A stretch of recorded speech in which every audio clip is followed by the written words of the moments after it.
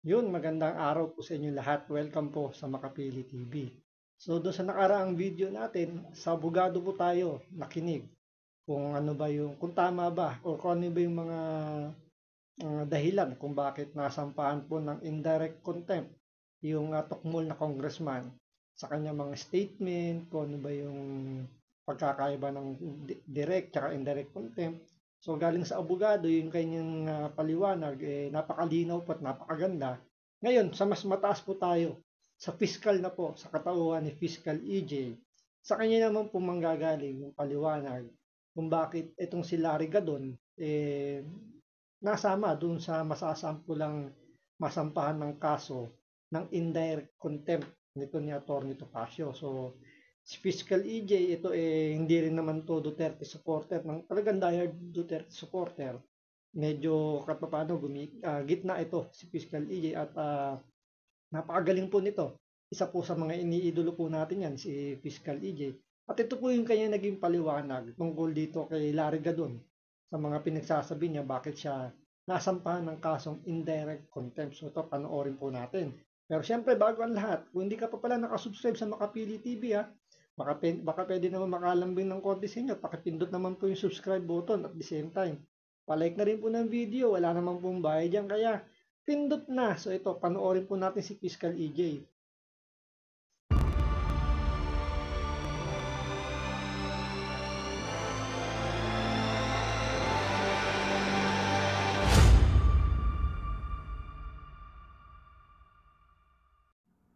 Good day po sa lahat. Ay, by the way, hindi po pala yan si Fiscal EJ. Bobo po yan, nasa picture na yan. Yun po yung sinasabi nila, bobo daw po yan, kaya daw po na-disbar yan. Pero si Fiscal EJ, hindi po yan. Si Larry Gadon po yan. Siya po yung topic ngayon tungkol dito sa kasong indirect contempt kasi nga kasama siya dun sa mga sinampahan ng kaso. Kaya siya yung topic ngayon. Bali, naka-voice over lang ngayon si Fiscal EJ. Baka kasi isipin nyo, si Fiscal EJ itong nasa picture. Hindi po. Si Larry Gadon po yan, yung sinasabi nilang bobo. Yung tinawag nga ito ni, Larry Gadon, ni Atty. Topacio na asong ulul. Diba? So, sumagot din naman to si si Larry Gadon doon sa pagtawag ni Topacio na asong ulul. So, anyway, balik tayo dito kay Fiscal EJ. Paliliwanag niya kung bakit nasambahan ng kaso itong si Larry Gadon ng indirect contempt.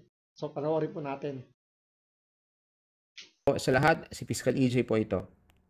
Critics left and right are slamming the Supreme Court's recent ruling. Marami ang nagtatanong, Piskal, bakit parang ginawang untouchable si BP Sara?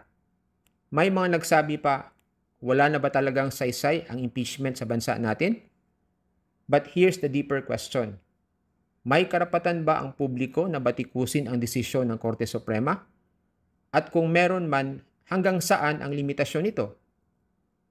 For purposes of this video, let's talk about the right to criticize the Supreme Court and why it is allowed and essential in a democracy. In a constitutional democracy like the Philippines, freedom of expression is protected by our Constitution.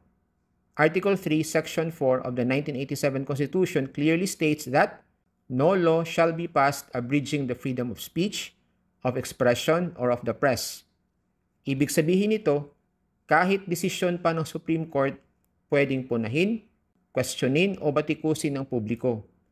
That includes ordinary citizens, lawyers, journalists, and even public officials. Hindi po bawal maglabas ng saloobin. Hindi po bawal magtanong. Hindi po bawal magsabi ng mali ang Korte Suprema. Pero hindi rin ibig sabihin nito na wala na tayong panuntunan o limitasyon. There's a difference between fair and reasoned criticism and malicious, baseless, or disrespectful attacks. So, malinaw po, halos pares din yung sinabi ni Atty. Nilabayon dito kay Fiscal EJ na may limitation. In every rules, there's always exemption. May mga boundaries na kailangan sundin. Wala namang mali kung mag-criticize ka. Kumbaga, magbigay ka ng opinion mo, ikumpara mo yung mga batas sa nakaraan, sa batas ngayon. Basta andun ka lang sa boundary na hindi mo masasagasaan yung kumbaga yung parang may paninira na sa mga statement mo. Gaya ng sinasabi nga, di ba, ni yung tukmol na kongresista sa isang video natin kay Atty. Nilabayo na tinawag niyang ah, cuddler daw ng mga corrupt na politician o yun nga, na yung Supreme Court. So doon pa lang libelous na dahil nga lumabas na doon sa boundary at kailangan lang masampulan para at least malaman din ng mga kababayan natin na hanggang saan lang ba yung boundary ng pag-criticize. Ano ba yung tamang pag-criticize, di ba? So, tuloy natin. The Supreme Court itself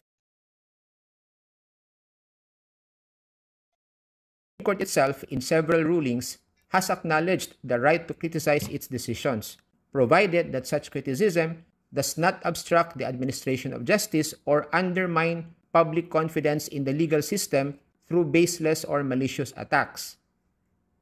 So, kung ang sinasabi mo ay may legal basis, nasa tono ng disente at hindi mapanira, at layuning magpaliwanag o magtama ng mali, then you are well within your rights. Pero kapag ang sinabi mo ay bayaran ang mga justices o tuta ng mga Duterte ang Supreme Court, then dyan po tayo magkakaproblema. So ngayon alam niyo na bakit si Larry Gadon yung nandito sa picture. Kasi tinawag niya mga tuta ng mga Duterte, tuta ng mga Duterte. Diba? Galit na galit, gustong manakit. So yan yung dahilan kung bakit sinampulan siya nung kaibigan niya. Ito kaibigan niya si Topacio pero hindi nagdalawang isip na sampahan ng kasong indirect contempt itong si Larry Gadon. Considering dati itong abogado, so dati rin siya naging officer of the court, pero hindi niya alam, parang nakakalimutan yata niya, na meron pala silang sinumpaang tungkulin na kailangan nilang protektahan ang Supreme Court pagdating sa legal na paghahabol. Ang tawag sa labis na paninira o pagmumura laban sa Supreme Court ay indirect contempt of court. Freedom of speech po is not a license to malign or destroy someone's reputation.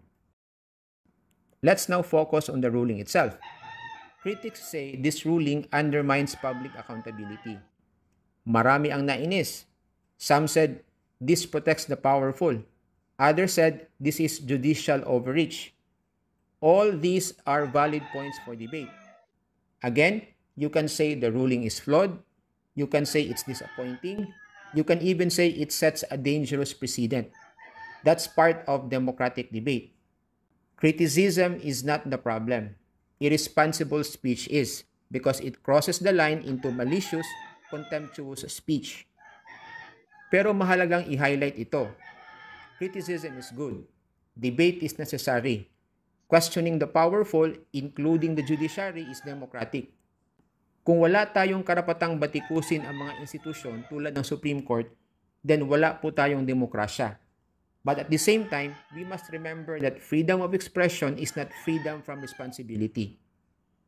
Kung gusto nating maging makabuluhan ang pampublikong diskurso, dapat tayong magbatay sa facts, gumamit ng maayos na lingwahe, at maging bukas sa mas malalim na pag-unawa sa mga desisyon.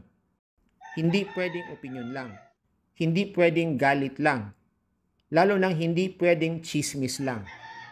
Ang tunay na tagapagtanggol ng hustisya ay yung marunong magsalita ng responsable. So hindi lang daw puro chismis para makapagsampa ng kaso.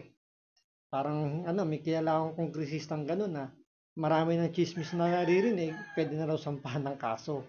So, yun, malinaw po sinabi ni Fiscal EJ na siguro kailangan lang maging maayos lang talaga yung kanilang mga pananalita pagdating sa pag-criticize. Kasi kasama talaga sa demokrasya natin yung ganun. Ang kasi dito, hindi lang talaga matanggap ng mga nag-file ng impeachment na mababasura lang yung kanilang impeachment complaint. Dahil pinagsunugan nila ng kilay yan talagang mahihina na nga yung mga kokote tapos talagang ginamitan pa nila talaga ng sobra-sobra.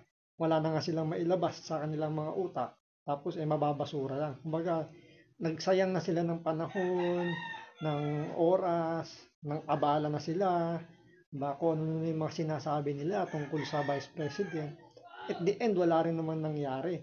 Nabasura lang. Kaya, hindi mo rin masisisi bakit sila nakakapaglabas ng mga kanyang statement. Yung nga lang, kailangan lang maintindihan nila na dapat may limitation. Nasa tama lang yung kanilang mga sinasabi. Considering Korte Suprema po, batas po ang pinag-uusapan dito, may paghahatol na kailangan gawin. So, maging pumabor man yun o hindi dun sa mga nag-file, dapat respetuhin po yung kanilang magiging hatol kasi sila yung naatasan talaga na magbigay ng hatol sa mga ganyang usapin.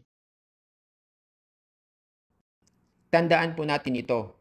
The Supreme Court is not infallible. Hindi sila Diyos. Hindi sila laging tama. They are not above criticism, nor are they immune from public accountability. Pero hindi rin sila kaaway ng bayan. So yes, speak up, ask questions, debate the ruling, but let's keep it factual, ethical, and intelligent. So yan lang po ang nais kong ibahagi today, and see you in my next video. Maraming salamat po. So yun po, base kay Fiscal EJ, maging maayos lang yung yung pananalita nila pagdating sa ruling ng Supreme Court. Kasi kapag yan sumablay, nagkaroon ka ng mga magbitaw ka ng mga remarks na makakasira sa isang institusyon, especially sa Supreme Court, pwede ka nang masampa ng kaso. Kaya tanggapin natin, alam naman natin, maintindihan naman ng korte na gawa ng hindi pumabor sa iyo. Yung naging hatol nila, ganoon talaga So, unanimous decision yung nangyari. Buti sana kung may isang man lang bumaliktad, may isang hindi, alam mo yun, hindi sumang-ayon. Ang problema, sumang-ayon lahat ng judge ng Supreme Court doon sa pagbasura ng impeachment. Kaya maging aral to. Kung sakasakaling sila makatulang guilty for indirect contempt, sana maging hapon to aral doon sa mga nagbabalak na kastiguin or punahin ng Supreme Court, maghinay-hinay lang at ayusin yung mga pananalita. So maraming salamat sa panonood. Ingat po kayo lagi. God bless.